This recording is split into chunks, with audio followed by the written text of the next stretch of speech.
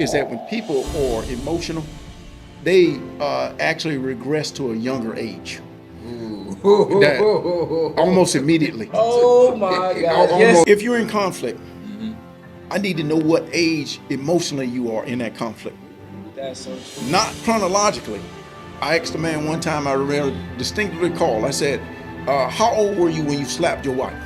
Now he was chronologically 44 years old. Right. He said, I was 44, I'm 44. No, we start digging around. 14. Have you ever seen someone in your profession that you actually knew? Yeah. In fact, you can call it fortune or misfortune. I work with a lot of famous people. A lot of people that folks idolize. And I'm thinking to myself, if you all knew actually what was going on in the minds of these people, you might want to turn the station. Ty was like, you know what I'm saying, what's up? You know, so he got out the barber chair, and they went to the back of the barber shop, and they started boxing out behind. And I was out there because I went out there with him. I'm not gonna let him go out there alone. So we went to the back of the barber shop, and they started boxing. The common theme is the fantasy of marriage versus the reality of the marriage. That's a big thing. That is the common theme. I told her, look, I don't want you to leave. I don't want you to leave. I'm just being honest with you. And I was like, and I told her, I said, the things that you're asking me to do, I'm gonna be honest with you. I don't know how to do them. Yeah. But I'm willing to try. But I don't think it's about money. I think it's about a search for meaning. People attach meaning to money. I think it's a search for meaning and acceptance. So you become one with the song, so to speak. Yeah. Absolutely. Nelly said it. It's getting hot in here. That's so cool. Hello world, how everyone doing today? Hopefully everyone is doing fine. Welcome to another episode of Generational Health and Self-Love. I'm your host, Life. Easy. And today we have a very special guest with us today, someone we've been really looking forward to having on the show, someone who's really inspired the both of us, someone who's given so much to his community and to people all over the world. And so without further ado, I welcome our brother, our friend, Dr. Michael Cook. Hey, glad to be here. Glad to be here. This is about to be an amazing show. Like I said, we have a very special guest. He is a world-renowned therapist, family therapist, marriage therapist. So we're going to get into it. We're going to ask him a few questions. And we're going to just try to heal some of our viewers out there today. You got something you want to say before we get started? I think this is a very special episode because, like you heard, he said he's a therapist, a family therapist, and life and marriage therapist. So this is gonna be good for what we talk about because, like the podcast is called Generational Health and Self-Love, and we talk about healing from childhood traumas and breaking generational curses, and a lot of that has to do with our family. So this is definitely gonna be a very interesting episode to get into. No doubt, no doubt. So we're going to go ahead and, without further ado, we're going to go right into it. And I'm going to ask Dr. Mike our first question of the day, which is, can you please share with our viewers your upbringing and some of your background, please? Yeah, one of the things I like to say, when you're thinking about a person's background, their upbringing, there are always a number of different parts. Things you can get into, things that would take too much time to get into. Yeah. But one of the things that I'd like to say is that I was born in the Deep South. I was born in a place called Vidalia, Georgia. It's important to know that where a person is born, because where a person is born is how they're shaped. Yeah. I was shaped in the rural South, so all the rules that apply to the rural South applied to me. If you're born in the North, there are certain rules about living in the North and the Midwest and all those different things. And I grew up with my mother and my brother. I was the youngest. We lived in public housing. My mother was a single mother. I was born, which I think is important, I was born at 7 months. And I think part of the business of me being born at 7 months is that my father, my biological father, decided to leave my mother when she was 6 months pregnant with me. And I'm convinced that the stress of the moment actually induced me 2 months before I was supposed to be born. Oh, yeah. And so I think that's very important. And like I said, I grew up in the rural South, grew up in that family, and we struggled just like most single families, single parent homes struggle at times. Mm-hmm. And And I spent my time, and I eventually joined the military when I was 16 years old. 16, a lot of people join the military for a lot of reasons, but I joined for economic reasons. It was all about getting myself a better life. So I was in basic training at 17, and I found myself in combat in war when I was 19. So I spent a lot of time after I got out of the military. I went to college, studied business, but eventually I found myself married, and I've been married now for just over 23 years. And I've raised a son who's in the Air Force now, and I raised a daughter who's in her second year of college. And so pretty fascinated about that. Love what I do. I think his life transforming. And it really, I think about in my own life, it speaks to the fact that no matter where you start, your decisions and your choices will determine where you end up. And so that's what I'd say that's important about what I do right now. Okay, so I'm hearing all that, and I'm wondering, at one point in your life that you just spoke about, did you what was a gearing determinator for you to pick the occupation you're at right now?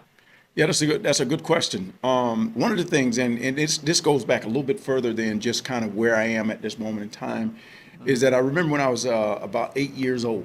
I was growing up. My mother, she worked in the factory, didn't make a lot of money, so we didn't have a lot of resources. Food was scarce, just a lot of things going on. And one day I asked my mother. I said, "Hey, look, Mama, we need a budget." Because it, At 8 years old? yeah, at 8. I said, we need a budget around here. And she said, what are you talking about? Now, mind you, I learned that whole word budget by working in the fields, cropping tobacco with a guy who owned the field. So one day the guys were asking him about, hey, can we get some more hours, make a little bit more money? And he said, it ain't in the budget. And I said, okay. So you figured out Yeah, that word real I quick. figured out that word real quick. And so from that point on, my mind really kind of turned towards money. And you fast forward it, I said I went to college, studied business, found myself in banking, realized those same old patterns, those same old kind of thoughts around money, the lack of it, how it changes families, got me to thinking about, man, we could do some transformative work when it comes to families. And I was thinking about money, but it just led into a whole lot of other issues along the way. So that's how I got where I am. Started out as a banker, broke loose, decided to go back and get my doctorate and do my work in psychology and to specialize specifically in the family. And that's how I got here. Well, I want to ask you, I was thinking also when you was talking about how you grew up and everything, when you, as you were growing up, your decision to go to the Army, Yes.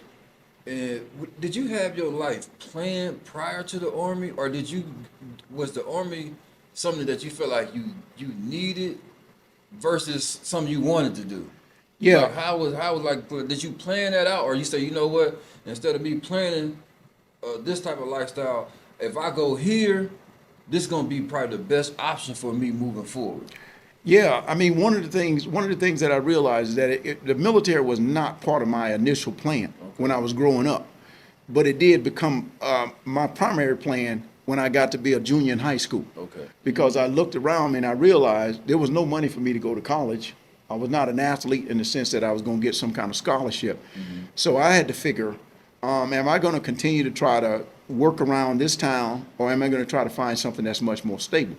And what I decided to do is the military offered me the best shot. Not only did it offer me 3 hots in a cot, but it offered me this kind of discipline. It offered me some consistency. It had offered me a way to become a grown man, to grow my life. And so it was one of the best decisions I ever made, even though I ended up in combat, no problem, because it was still one of the best decisions I ever made. Definitely. Yeah. Well, I want to move on to another question. I just want to ask, but you being in this type of profession and dealing with friends and families, I just was wondering, like, how would you describe your profession as a marriage and family therapist to your friends and family who may be skeptical about the process? Yeah, that's a very good question, because part of the deal is in that most people, and your viewers may already know this or may not know this, but psychology as a field of study has basically been dominated by white people since the beginning. The teachers, the writers of the books, the clinicians, the supervisors, everyone who basically owns this business have been white. Right. So to get into this in marriage and family therapy, that's a very specialized aspect of psychology, which means that there are even fewer people, black folks involved in it.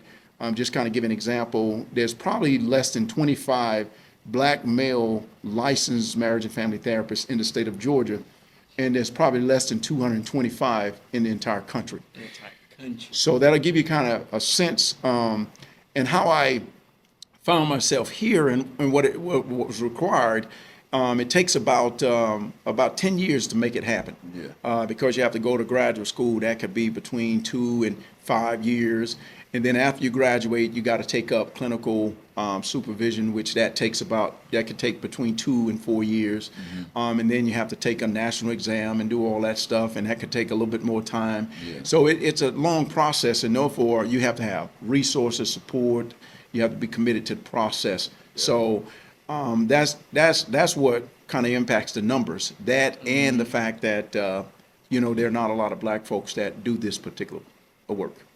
Do you find like when you say that, that makes me think about like how effective do you feel like? I know people, they don't have to be of your background. Sure. But do you feel like it's more effective to have someone from your background that you're counseling or they're Yeah. seeking counseling from? should I Yeah, say? I think that's a very good question. I think it's a double-edged sword, though, in two ways. The first is you can be from the same culture, and you could be so close to that culture that you just agree with everything that people say out of that culture. Right? We brothers. No, we ain't brothers. No, oh, you understand what I'm saying? I choked her. No, Yeah. I don't understand. Right. That kind of thing. Yeah. And then on the other side, if you're dealing with someone that's outside of your culture, oftentimes there's a lot of anxiety about, am I going to be accepted by this person or accepted by that person? So when it comes to telling people about things that you've never told anyone before, Yeah. you like to find somebody that give you a certain level of comfort. Yeah. And just being of the same culture is a way to start that process. Okay. Yeah. Because I could see like some people being kind of hesitant because they looking at someone, if they're not from their culture or their background, like they gonna understand me, and they have that thought process going in, and it might be the best person for them, even Sure. though they're not from their culture, because you can be from the same culture and completely be totally different. Of course. Yeah, So I think that anytime you're dealing with the mind and the therapy, everything else pretty much goes out the window. It would help, Yeah. but at the same time, if you want to heal, you got to heal. No matter Sure. who you talking to, you got to go in there with that type of attitude. You Right. know. And that makes me think about when you was talking about the banking and how the money affects, the way people act. So when it comes to the amount of people you've had to deal with or your clients, did the amount of money they have dictate how happy or sad they were when they arrived to you? Or No, I mean, not at all. In fact, when people come to see me, I'm very convinced that when people come see me, they're hurting. It does not matter where that call came from, a cell phone, a phone booth, wherever it came from. It was a call for Or help. it was a call for help. Yeah. And so money is not the issue.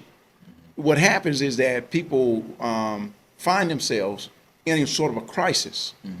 You might have heard, regular things that people deal with, like anxiety. They deal with depression. They deal with, schizophrenia, bipolar. You probably heard these terms before. Yeah.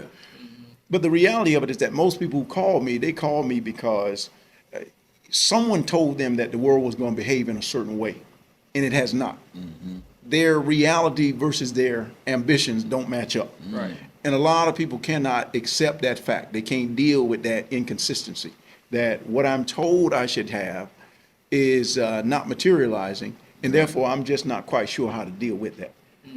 So the simplest way to kind of think about that is that people are really frustrated that things have not worked out in the way in which they maybe planned or hoped, or somebody Right. told them that it would.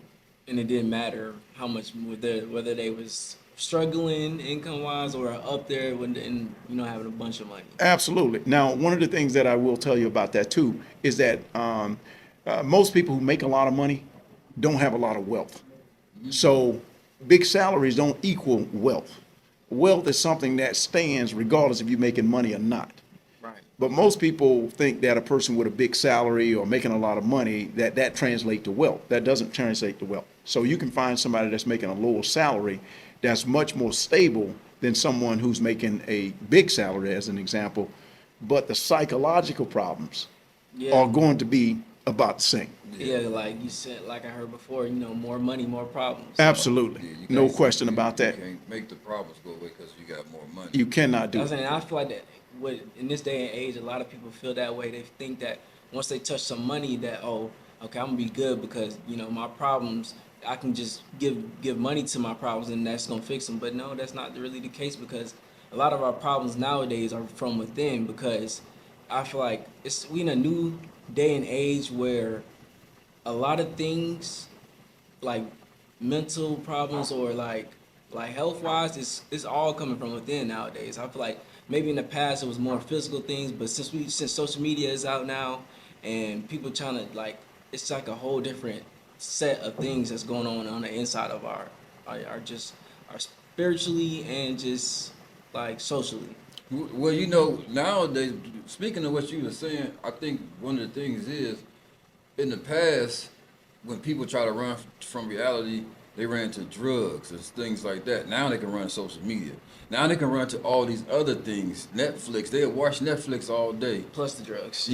Plus the drugs, Uh-huh. so they have other things to kind to pamper them away from the reality of the issues that they haven't dealt with since an infant. Well, since a young child, anyway. Yeah, because it's a lot more easier to get distracted now. Yeah. Because and it's a very sad thing because I know, like a lot of people out there, I know y'all be getting stuck doom scrolling when you just scrolling on your phone, and that really drains the body for real. And it's like almost like hypnosis because you be on there like on the phone chilling. Then you look at the time; it's been an hour, and you was just looking through your phone at random stuff, like a little dopamine. So it's like it's just we in a different point in time.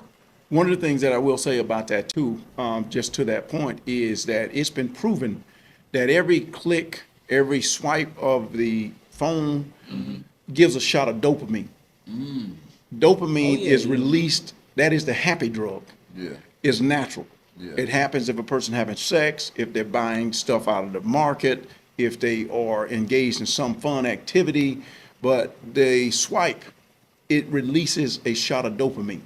So you might imagine how many shots of dopamine a person may take a day if they spend an hour on a phone. Can I ask you something real quick? Because you Yes. just made me think about something.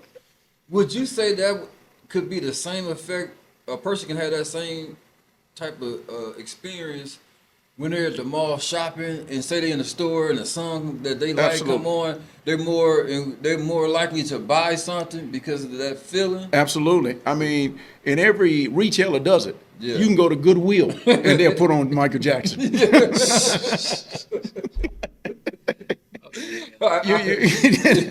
You're likely to buy more when Michael Jackson is on. Because when you say it's a psychology in that, There's no question about it. Yeah. It's all manufactured so to get that dopamine hit, so Yeah. that you can actually buy more. yeah, get a good feeling. Absolutely good feeling. That's why feel good music. They call it feel good music. I done been Retail therapy. I've been a victim Yeah, of that. yeah. I go in the store, Yeah, maybe not even planning on buying anything, but a certain song come on, absolutely. and it's just like, you know what? Maybe and next thing you know, I'm walking out with a bag. I imagine too, if you Google, songs that are used to sell, Yeah. retail songs, best retail songs to sell. It's gonna be It'd probably crazy. give you a good list on, and you're not even thinking about it. Right. So that leads me to ask you, when you dealing with your clients, is that a question that comes up? Like, what are they what are they listening to, or what are they doing, or who are they hanging around? Because I know- Absolutely. yeah. Well, that's a very good question, because part of the deal is when I talk to people, what I do is I like to try to backtrack. What I try to do is I try to check their steps, like to trace their path. They come in and sit in and talk to me today, but the reality of it is that they crossed a lot of paths before they got to me. And so I want to know what they're up to on a regular basis. If a guy's telling me that he's, as soon as he gets off work, he's actually playing video games, How long you play video games? Well, I might be there 2 or 3 hours or so forth. Well, if you say you got a wife and a child, I don't know how that works in that family. That you can be on there 3 hours after work, and you got a wife and some children. Yeah. So Shoot, yeah. I don't know how that works. Yeah. Right. That's a lot. That's a lot of time being away from your family. Even Absolutely. Though you're in the home. But you're just not present. You're right. And I've seen this break up a lot of families.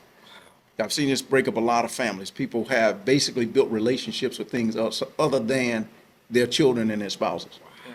Yes. I'm glad you spoke on that because I feel like a lot of our generation or just people in general, they act like music doesn't affect the way that people act or gear them towards certain things they wouldn't usually do because they know that when you put a certain song on and you driving, one song can get you driving like the speed limit. Another song can get you driving 90 in a 45 because once you put that song on, you feeling it. It gets you that energy. You up like, oh yeah, you over here cutting up through traffic. That's what it gets you doing because when you listen to music, all of the music has energy.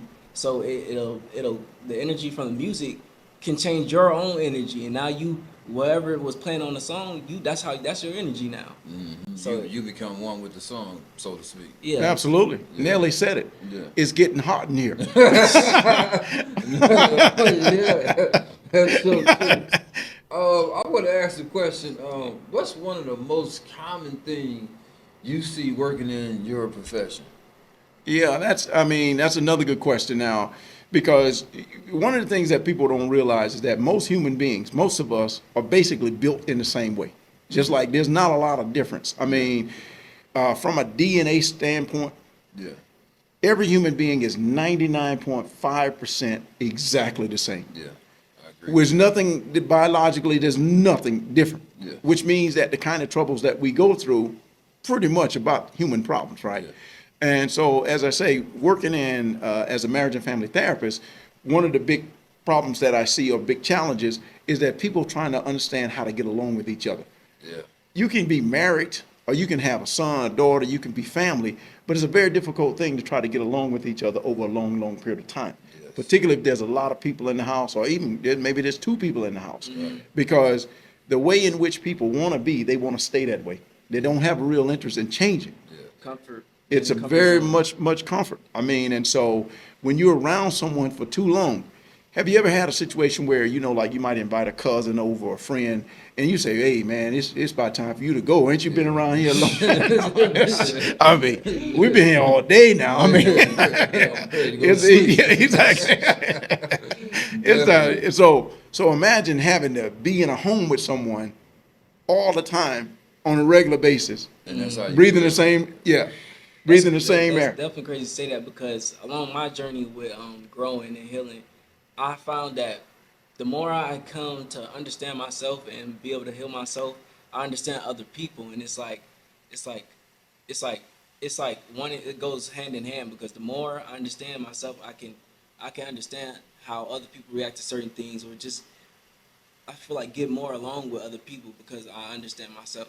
So I guess that I feel like that really does play a part because when you healing yourself, you have to understand a lot of things that happen, and you just have to look back on your past and start understanding a lot of things, and that allows you to understand things about other people because you know that this can cause this to somebody to act like that, and you can just see it in other people. I feel like Oh, yeah. so that's definitely Yeah, and helpful. I think you're right on the money with that too, because most people don't realize, right? A person is multiple people at any given time. Yeah. There's no such thing as a single personality. Yes. They're multiple with multiple people. Yes. I mean, if you think about it, right?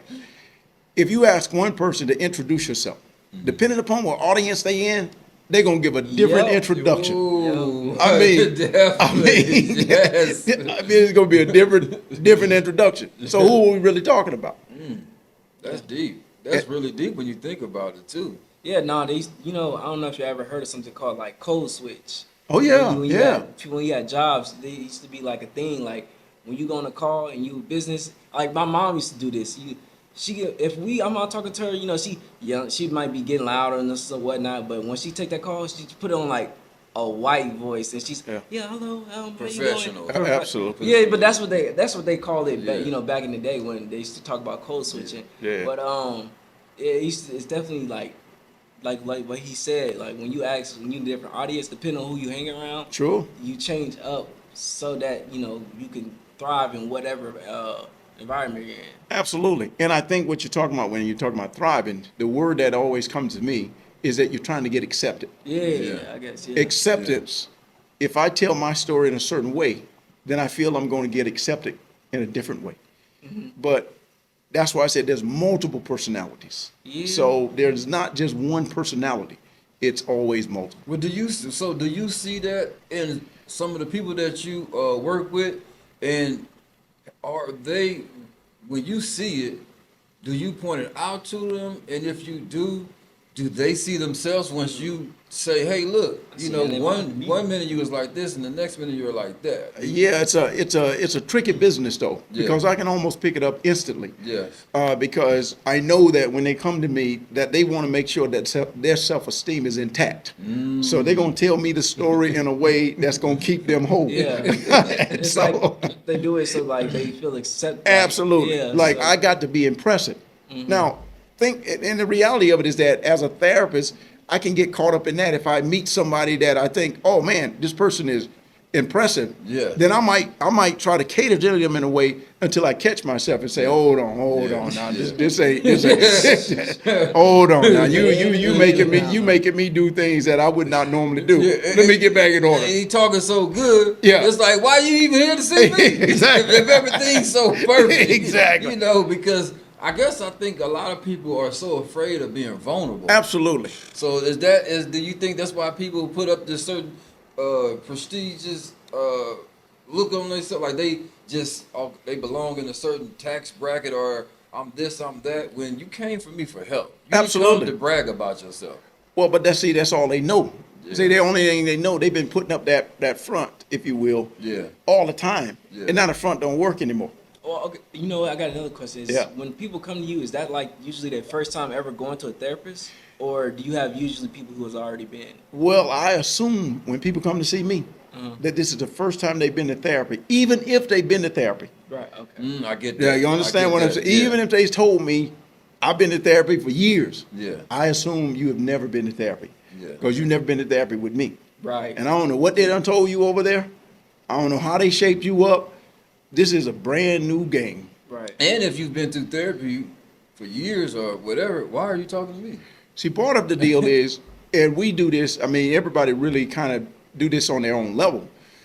When you become more comfortable with yourself, then you can actually express yourself in a different way. Yes. So when you 17, you ain't as comfortable with yourself when you might be 32. Right. So some stuff I tell you when I'm 32, I may never even bring that up when I'm 17 years old. Yeah, that's definitely true, because when we talking about the people acting different in different environments, that's definitely something that I used to do when I was going through high school, because I hung around so many different types of people. Like I had every type of friend, I feel like, and so when I hang out with different groups, I was not the same person in each group.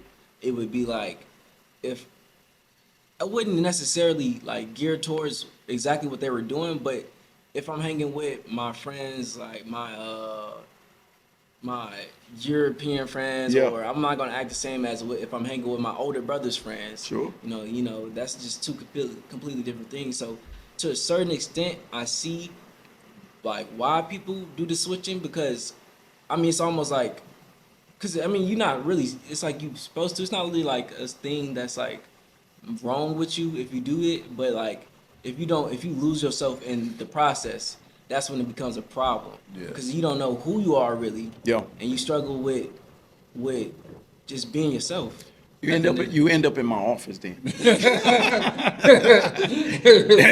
Sitting across from Yeah, you. exactly. You see the personality's basically been fragmented so much that it cannot hold. Yes. There's no integrity in it. Yeah. That you are so many different people. That takes a lot of psychological energy. Yeah, because I was talking with a friend, and he was telling me how, he said, I can hang around anybody because I hang around so many people, but then he was like, he don't know who he is though. And I was telling him like I kind of experienced the same thing but I didn't exactly know how to tell him, like, because I mean, my process wasn't just a quick fix. It's not something that you just one day and you know who you are. But I was trying to give him some type of advice, but I don't know if I helped or not. But he was just saying how, you know, him hanging around so many different people, he kind of lost who he was, who he really, like, who is He lost his identity. Of course. I mean, and the thing of it is that, but there's a lot of pressure.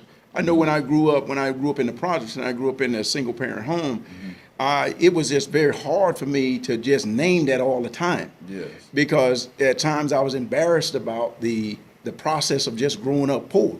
You know, people made fun of that and all that kind of stuff. So I had to create certain type of ideas about myself and certain stories that kept me feeling a little bit, having my self-esteem intact. Yeah.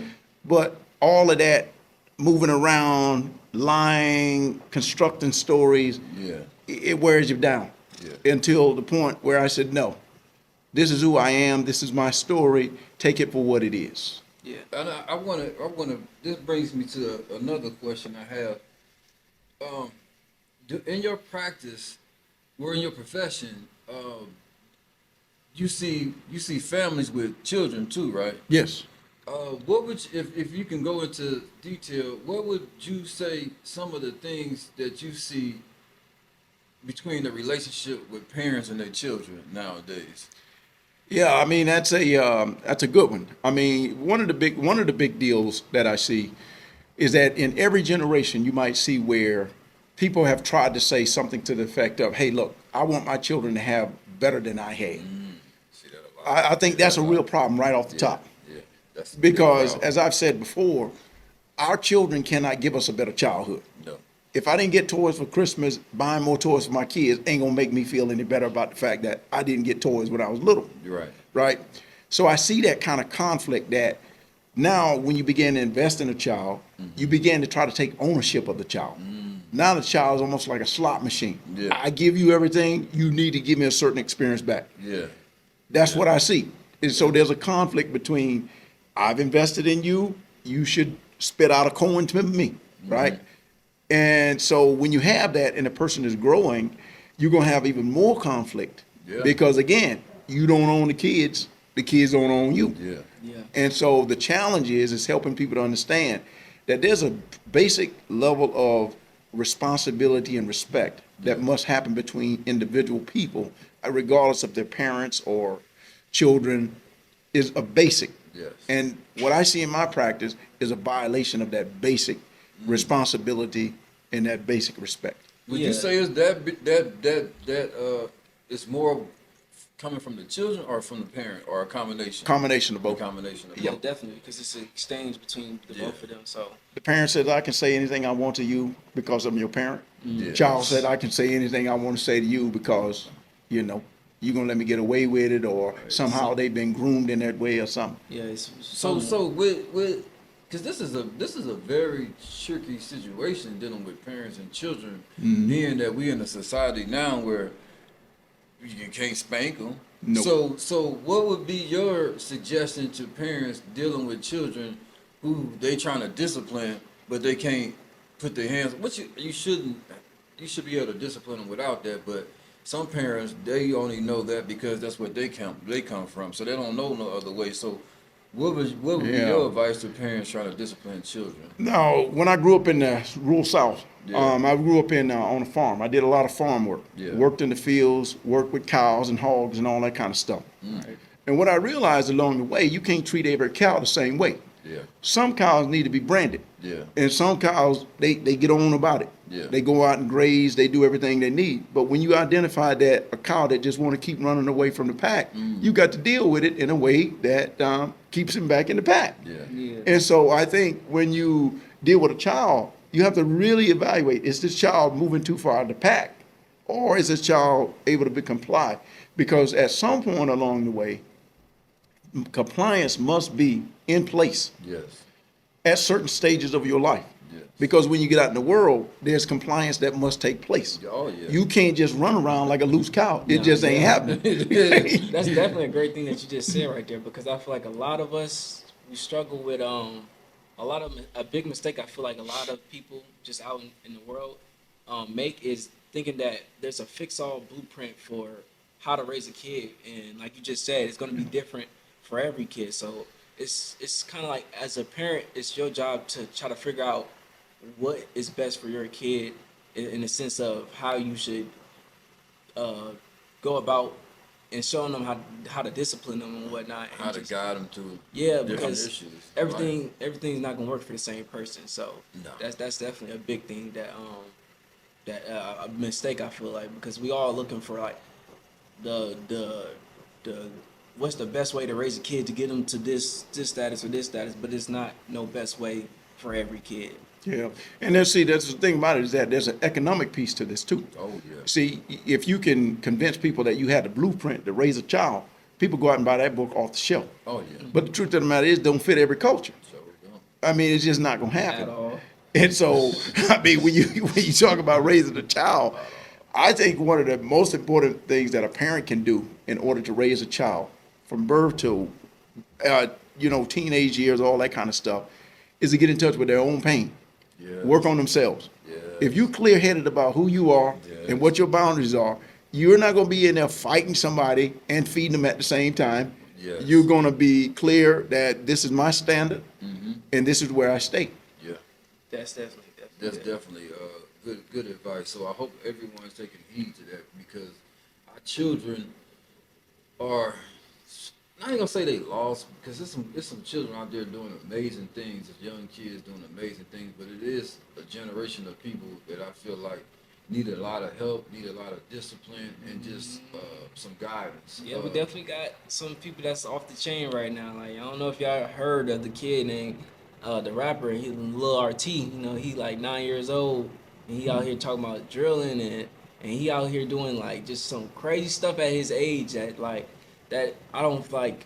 People don't understand the way that's gonna affect his mind, his brain at a young age, doing all this crazy stuff. Like, he was at a party with some, I think, YouTuber or somebody, and they had like this grown woman twerking on him, and he smacking her butt, and I'm like, bruh, like, what are we doing? Like, is this society? Is society really come to this where we can even allow to not even? I'm not gonna say allow, but like, if somebody posts something like that, little kid getting twerked on by a grown woman, like, what are we doing right now? We can't be letting that be promoted and saying, thinking it's okay. Like, no, man.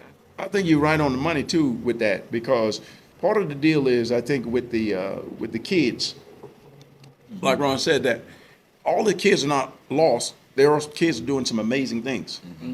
The challenge becomes kids doing great things don't sell. Kids doing Right. awful things sell. Yes.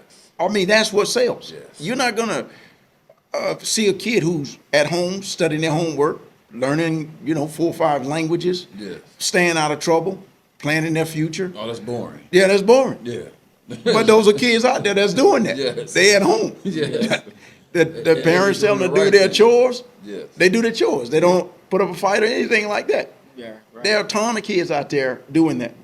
Yeah, But that does not sell. You're definitely. right about that. I think the children, like the child you talking about, they don't even, for monetized purposes, they don't even see him as a child. They see him as what I was about to say, as An a product. asset. Asset or Yes, product. a product. Something that you sell, you put out and sell, and get as much money out of it as you can. Yes. They Definitely. dehumanizing him right in front of our faces. And Right. And I don't see why people can't just see that, because he's going from YouTuber to YouTuber doing different like stuff, and they're just exploiting him because they know that when you put his name in a video, people want to see a little kid doing bad things and just acting up. But like, it's like almost everybody he gets in a video with, they getting him to do the bad stuff. But it's only like one YouTuber I know that really was kind of trying to get him to do the right stuff, like trying not to have him cuss on the stream. It was like Kai Cenat. Kai Cenat was telling him, trying to get him not to like do the stuff that all these other YouTubers are promoting him to do, because they know they want to get views from it. Yeah, but the responsibility is not just on the YouTubers, it's on the audience.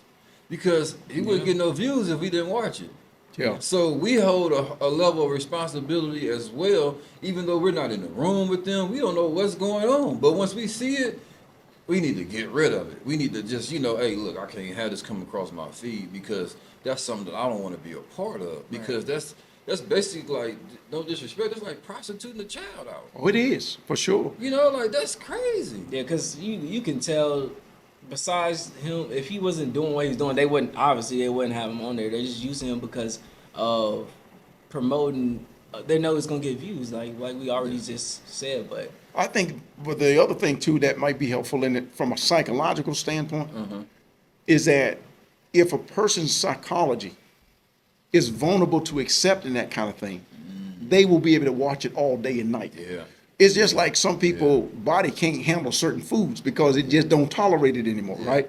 I mean, if you put certain foods in your body and you've built up a certain body that cannot accept that food anymore, it's going to reject it. Yeah. It's the same thing with mental stuff. If you are at a certain place in your own development as a person, the truth of the matter is you wouldn't even be able to tolerate videos that actually undermine little kids or anybody else for that matter. Yeah. And speaking of children, I do want to speak. I want your personal perspective on the situation that just happened a couple of days ago with Cam Newton. If for our viewers, I'm sure y'all probably see the video floating around of Cam Newton getting into a fight at one of his 7-on-7 football camps with 3 other individuals. So I want, if you don't mind, shed some light on that incident, if you will. Yeah, I think, and a lot of people maybe have seen that video, like you said, and it's going viral. Cam Newton, NFL quarterback, champion, won a national championship in college, won a Heisman Trophy, well accomplished as an athlete. Yes. And the reality of it is that I think that the people that attacked him was attacking him because they were projecting their own their what we might call their own unsatisfied life onto him. Yes. When they saw him, it raised questions about their own progress in life, and they attacked it. And I think that attack and that projection that comes out of them actually not dealing with things that really belong to them, but they figured that they were going to attack, and they did attack Cam because he represents all the things they want to be, but they haven't put in the work to be able to achieve that. yeah, that's what they tried to do. It was more like a reverse jumping because the way he was having one in a headlock and dragging the other, I mean, I don't know. And then the kids didn't even look like kids. They looked like They were adult people. Yeah, okay. Yeah, they were adults. Oh, okay. Yeah, they were actually adults. So, like, They owned the team or coached the team that Wow. went against the They was- Cam Newton. They was grown folks. because a lot of people are saying it was kids. So I'm guessing. No, it wasn't They kids. just assumed. Yeah, I assumed that's- they was because because they it was was a at the camp. 7-on-7 camp. Yeah. So Yeah, he was- these were the coaches of a team that actually brought their team to the camp. What? Yeah, these were grown men. So I And can't he made them imagine like how little kids. I can't really imagine when you just thinking about that. How did the kids feel that they brung with them after seeing them act like that? You could never coach a child again. You should never be able to coach a child Yeah. again after doing something like that. I don't know. You know, kids nowadays they like the violence. No, sir, I hear what you're saying, but when kids are like, when you come into stuff like that, you got a kid that's in a different mindset. He's trying to get away from something, probably poverty. They're here to learn. So when you got, and then you got coaches. If I'm taking you, if I'm a coach, I've got you respect me. I basically got you trust me. Yep. So that's what coaches do. You give them your trust. So so a coach takes these children up here, and you supposed to be conducting yourself like a young man, like a grown man in front of these children because they're looking up to you. Some of these coaches are fathers to these children without even trying to be because they don't have one. Yeah. So these kids, now it might be 1 or 2 in the crowd, but majority of these kids, they disappointed them children. Well, the thing of it, I think, too, that's another factor in this, and I think that people may not overlook. Some people may disagree, but football is a violent sport. Yeah. You have to have a certain kind of anger to play football. Yeah. There's no to do ballet. You don't have to have that same kind of anger. Yeah. In fact, the coaches encourage that anger. Yeah. They say, "I want some dogs on the field. Yeah. I need some dogs." Yeah. Well, the dog ain't out there just to walk around. I mean, You gotta get make some noise. exactly. He's ready to bite on some heels. That's That's definitely how it feels. That's definitely how it feels. So the coaches are probably teaching these guys, I want a dog, I want some dogs. And then they showed that they were dogs. So to Ron's point, Yeah, hey, they probably showed a lot of respect for the guys as coaches because they displayed that whole idea of being a dog. Yeah, well, when you put it that way, maybe not the way that Cam Newton did them, but it's the fact that they Steven was still. I don't know what the exact reason was that they decided to go ahead and start fighting with him, but It would be my guess over, you've seen this many, many times before, I'm sure, and your audience has probably seen this many, many times before. Say, kid, why'd you hit that person? You know, he disrespected me. Yeah. I just can't let him disrespect me. He said I something. mean, he looked at me in a different way. Yeah. I mean, even as recent as the parade for the Kansas City Chiefs. Oh, yeah. And a woman got murdered there. Yeah. There was 4 kids there that were under the age of 18 years old. And the reports say that the fight all started because one person looked at another person and they did not like the way the person looked at them. They pulled out a gun. One of the partners started shooting. Yeah. 20 some odd people later hurt, including children, one dead. Yes. All because of a look. All yeah, because of see, feelings. Exactly. Something that, once again, it always stems from something we haven't dealt with. Absolutely. It's that little boy inside of us that's crying out for help, but we don't know how to ask for help. Talking about, you know what, my daddy didn't come and see me, so therefore I'm going to attack somebody else. Yep. You lied to me. You said that you were going to, send some money so I can get some clothes. I don't have any clothes.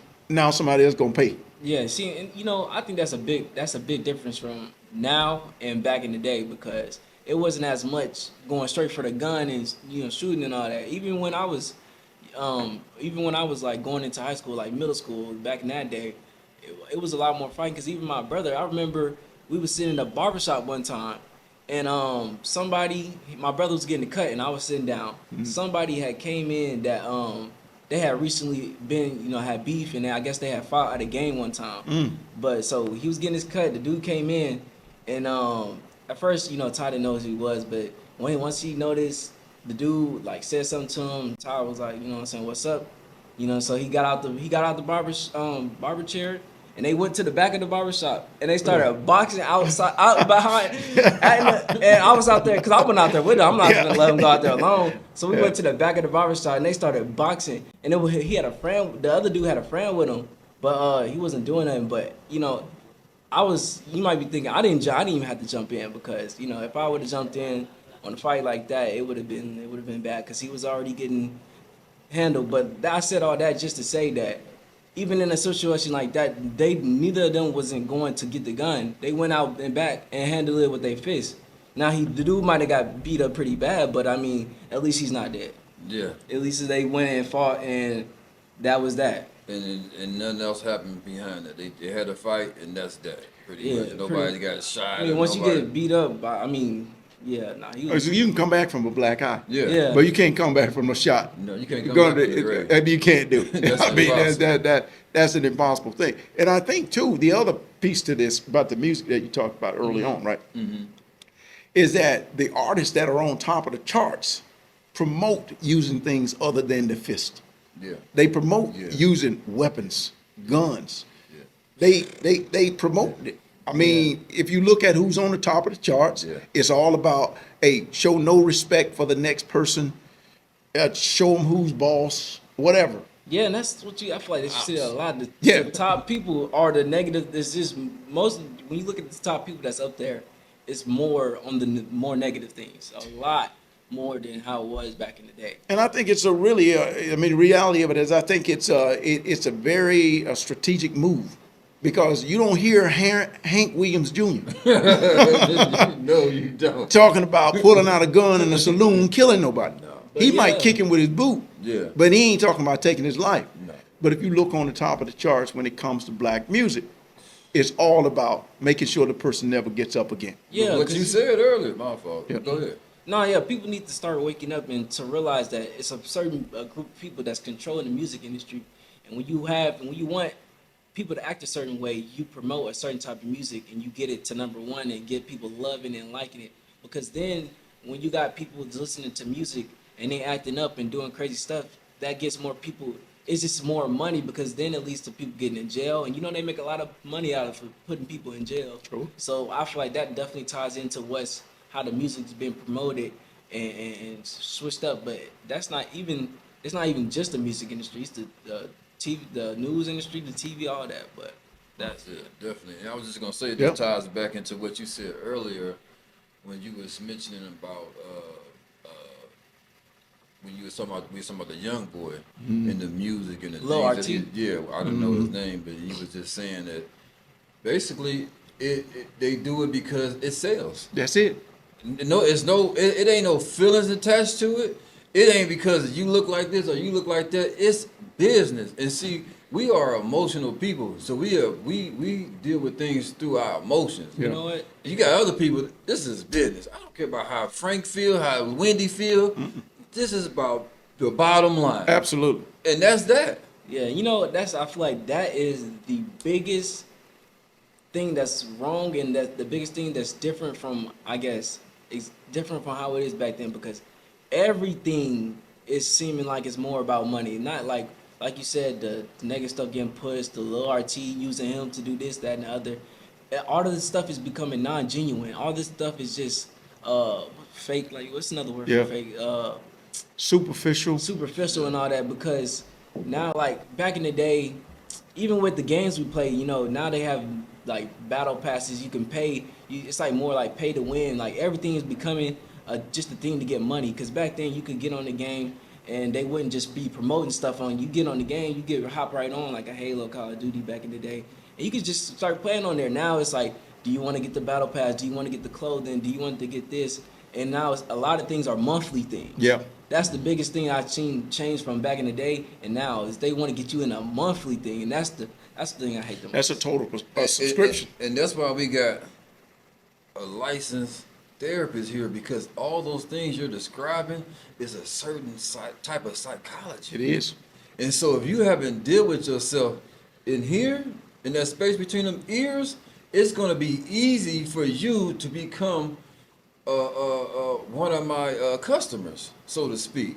So all those different stages of life that you're speaking on, as far as the game and the music, all these things comes with a certain psychology. Yes. And so these things, once they inside of you, you've been controlled Without even knowing. it. Of course. I mean, if you think about it too, I used to play video games when I was younger, but the limits of my video playing was a quarter. Once the quarter ran out, that was it. Yeah. Now you can just start the game back over. Yeah. And stay right in the same loop. Yeah, you had to put that quarter in. We had too much money. Yeah, that's what I'm saying. Yeah, 50 Cent go a long way. Like, you can't have for too much more than 50 Cent or $1. Absolutely. I had to play that quarter out and try to keep that game going as long as I could, because once the game was over, it was over. But now you can restart it. So you can be up 24 hours a day, 7 days a week, 72 hours. I got a doing quick the same question to thing ask back you. again. Have you ever seen someone in your profession that you actually knew? Yeah. I mean, in fact, you can call it fortune or misfortune. I Yeah. work with a lot of famous people. Yeah. A lot of people that folks idolize. Yeah. And I'm thinking to myself, if you all knew actually what was going on in the minds of these people, you might want to turn the station. You might want to do something Yes, different. that's something You that- might want to do something different. Yeah. I mean, it's because again, it's when you to go back to this idea about when you were talking about this is about money. But I don't think it's about money. Yeah. I think it's about a search for meaning. People attach meaning to money. I think it's a search for meaning and acceptance, because we have made it so that we're judged based upon how much money we have or what our notoriety is and all that kind of stuff. Yes. So you might take a Caitlyn Jenner and say, oh, Caitlyn Jenner, she's a billionaire. I mean, but what does that really mean? I mean, what has she That's- really yes, it's done? deep. Or Kanye West is a billionaire. I mean, he's still a nutball. I mean, it's just as simple as that. I mean, Still need to sit down you still and need talk to sit down and somebody. talk to somebody. I mean, what I'm trying to say is, when there's been an emptiness in a person's life, Yes. they will try to find and fill that space one way or another. That's why you would have even a billionaire, billionaires, right, that are still trying to basically hold and get more money. It's like my franchise is worth more than your franchise. Well, both of your franchises are worth $5 billion. What else you need? Right. What else do you need? Right. But again, I think it has to do with a search for meaning. Yeah. I mean, if you got a certain type of pair of shoes, Yeah. that means that accrues a certain kind of meaning to you. Yeah. Even though it may not mean a thing, Yeah. but it does feel like, oh, you know what, I'm doing something. I wanted to ask you this Yeah. because this is a big one for me, because I'm a married man. Yes. So I wanted to ask, what dealing with married couples, do you see a lot of the same issues, or is just or would you say it's a variety of issues and each situation is different, or what would you say about that? Well, I think when it comes to marriage, Yeah. there's been a lot of what I might call mythology, if you will. People just been telling a lot of lies about what marriage is. Yes. And so people get caught up in the mythology. And when they turn out and realize that this is no fairy tale, this is hard work every single day, Yeah. then people get very frustrated. Yeah. So the common theme is, why isn't this working the way I thought it was supposed to be working? Why isn't it fairy tale? Why is it not like in the movies? That's a common thing. Yeah, though. He said why? that's a common That's thing. a That common is a thing. common Yeah. thing, 'cause Why why- this ain't working? I'm supposed to be a stay-at-home mom, you know, being able to go and shop in Europe or whatever I want to do. Yeah. No, you got to wash some clothes and take care of some kids. Yes. And the guy says, "Oh, well, you know what? I thought just because I have my woman, we always gonna be laying up in the bed and everything." No, the woman tired. Yeah. I mean, there's a lot of things. So the common theme is the fantasy of marriage versus the reality of the marriage. That's a big thing. That is the common theme. I'm not happy. Why you not happy? Because you don't speak to me in the way I want you to speak to me. You don't make this amount of money. You don't do this for me. You didn't say this. I mean, I got my own life to live. I don't have time to be trying to spend all my time with that. But the common theme is the fantasy versus the reality. Yes. And a lot of yeah. people simply just cannot take that. Fantasy versus the reality. They need Yeah, to it's get out hard. the- It's hard to accept. They- It's hard to accept. a lot of them have been programmed by the things they watch, like the movies, the princess movies, or the movies they love the most, and they think that this is how that's supposed to go, how they want it like this. And like you said, they're living in a fairy tale. Because the thing about even dealing with really anybody is just not always gonna be black or white. It's gonna be. It's like your own life. You're gonna go through different things. It's gonna be ups and downs, and you might have to just. It's gonna be a battle with the person. So you're gonna have to go through different phases. It's not always gonna be the same with that person. It's gonna be. I mean, and I don't know, because some people say that don't try to force it or whatnot, but it's kind of like if you really feel it within, you gonna keep going. Like I don't know what I'm trying to say exactly. No, I follow what you're saying. I mean, I think the reality of it is, see, in the fantasy, spouses don't snore. They don't get COVID. They wake up, they ain't brush their teeth. Yeah. I mean, there's a lot of things that go on that is never shown in the fantasy. Yeah. That's reality. Well, I want to say, you might, son, you probably don't know this, but I'm gonna speak on this anyway because you know how we do anyway. But it was a time when my wife was gonna leave me, and she was actually like, this what she was really gonna leave. Yeah. And we talked, and we was talking, and one of the things that I had happen to me in that moment was I swallowed my ego in that moment, because I asked myself, I said, do you, because of my past relationships, I've always been quick to say, I don't need you, I could do this, I will, but that was the mindset. And when she was like, when I knew she was leaving, I was sitting there thinking, I was like, I know I can stop her from leaving. We wasn't married yet. Yeah. But I said, would I let my pride, would I override my pride? Yeah. And put it to the side. Yes. And do what I feel is right. Well, she wanted me, what she was asking out of me was something that I felt was fair. Yeah. But I told her, look, I don't want you to leave. Yes. I don't want you to leave. I'm just being honest with you. And I was like, And I told her, I said, the things that you're asking me to do, I'm gonna be honest with you. I don't know how to do them. Yeah. But I'm willing to try. But I don't know how because this is where I come from. This is how I was raised, and these are the things that I know. This is what I've been taught. So I'm doing what I've been taught. Yes. And I know it's hurting you, but I don't know how to do anything else. But I'm willing to learn how to do something else, and that saved my But relationship. You see, that's a big thing right there. Instead of like, you allowing your ego to, go ahead and take over. The big thing that you did right there was communicate. And before you just decided, this is not something you want to even try to go through or try to fix. You decided to, have a conversation. You took the time to be vulnerable in that moment and say, because of what you've been through, because of what happened, you don't even understand how to give, how to act like how she wants you to act or not. But you said you're willing to try. So that's a big thing that you don't see in a lot of relationships nowadays. The communication's not really there. People like to be toxic and whatnot, but the fact that you were able to be vulnerable in that moment and then say that you wanted to try is something that's not common, and that's. And I think when it comes to marriage too, is that like what you were talking about, I always try to teach my clients that the maturity that got you together will never be enough to keep you together. That won't be enough. Whatever level of maturity you got each other will never be enough to keep you together.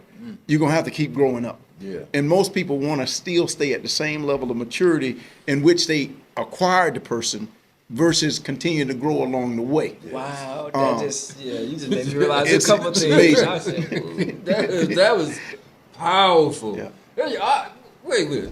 I hope y'all listening to this because this man is dropping jewels. He's dropping things that you can take with you and not only live your life, but you can also pass it down from generation to generation. So please take heed to what is being said. This is real life situations that we all need to take heed to. Did you have a question? Nah, yeah, I was just thinking about my own situation where he said like the maturity that got y'all together is not gonna be able to keep y'all together going on, and you had to change or whatnot. But I remember like back when I was in a relationship, I was in a relationship for 4 years, but towards the end, I realized that being in that relationship, I was still stuck being that same person, I guess for like when I went in. So another thing I realized I needed to do was figure out more about who I was on my own besides being in a relationship, because I had been in one for so long. I just got used to just doing, being around that person, hanging with them, and just doing things with them. Sure. But what does my life look like without them? Like, what am I, what would I be doing and whatnot? And I'm still young, so I'm like, this is something that I need to actually start thinking about. Absolutely. And that was a big change. Well, I think too, the other thing about the relationship that's very important that I try to teach my clients too, is that when people are emotional, they actually regress to a younger age. Almost immediately. Oh my God! Almost, almost and immediately. that's the truest thing, because when you get in an argument, Almost when you get in immediately. an argument and they start getting mad, they start hitting the blah blah blah blah blah or that's They childish. start acting immature. Absolutely. They back on that playground or out there fighting over some balls or whatever the case may be. Like, I always ask people, what age are you when you actually argue? Would you say when someone does that? Would you say that's them showing where they need to heal at? Absolutely. Okay. I always ask a person again, if you're in conflict, I need to know what age emotionally you are in that conflict. that's so true. Not chronologically. I asked a man one time, I remember distinctly recall, I said, how old were you when you slapped your wife? Now, he was chronologically 44 years old. Right. He said, I was 44, I'm 44. No, we start digging around. 14. Ooh. That was the first time he saw his father slap his mother. So it was registered in his mind Yes. at 14 Yes. that this is the right thing to do when you feel upset. Yes. So now he's 44. He done regressed all the way That's so all the way back. crazy, 30 yeah. years. 30 years. Yes. And now he expect to be a man in the relationship, and he already regressed all the way back there. To a Yeah. child. And the woman, to her credit, she fought him off. Yeah. And I said, how old were you when you fought him off? She said, I was 8 years old. That's when I fought my uncle off from trying to molest me. Wow. You understand what I just said? Wow. Now hear that. Now hear that. Yes. That is powerful. That's a regression. That is So powerful. when you're in conflict, always ask yourself, how old am I? And if it takes me to a certain place, that's the place in which I got to grow up from. That's that moving, that maturity from where you start to what you need to get to stay together. Wow. That's so powerful. Yeah, I just lost train of thought. We getting close to the end, but before we go, I got one question I want to ask Dr. Mike Dr. Mike Cook before we let him up out of here, and that is, we got so many different viewers as far as ages goes, young and older, but we spoke on the kids and the children, young adults earlier, and for any young adult that may be listening, that may be going through something, that might have some trouble in their life, if you can just share with them some type of gem, something that they can take with them and they can use to kind of, it might not take them all the way out of it, but they can start that transitioning. Yeah. It's a good question because everybody's going to start at a different place. Yes. They're going to go through certain things. I mean, no matter where they are, they're going to start at a different place. Yes. So the simple thing is something that I try to teach my clients all the time, is that no matter where you start, your choices will determine where you end. Does not matter where you start. You can start today, Right. but your choices from here will determine where you end. That's all in your hands. Yes. That's not your mama's work. That's not your daddy's work. That's not some old choices you made. Wherever you are, your choices will determine where you end. That's So you have to make some decisions that I would do. I want to continue to choose the way I've been choosing that's got me in this place, or do I want to make some different choices to get me to a better place? And that can be taken from babyhood all the way to the time you're getting ready to die. That's powerful. Well, I hope you guys got a lot out of this. Once again, this is Dr. Mike Cook, a licensed family therapist who just dropped so much beautiful information off to us, and we just want to say we thank you for being Absolutely, here. brother. We appreciate Appreciate you. it. Appreciate And it was that. a beautiful Appreciate that, bro. interview. Appreciate that. So y'all tune in, like and share, subscribe. Peace and love. Take care. Peace. So you know how we do after every episode. You know, I already Break ended. I was about to. That's it. Yes, sir. Oh, that was Hey, beautiful. bro, that's beautiful, man. That's it, man. Peace. Peace. Man. Once again. Yeah.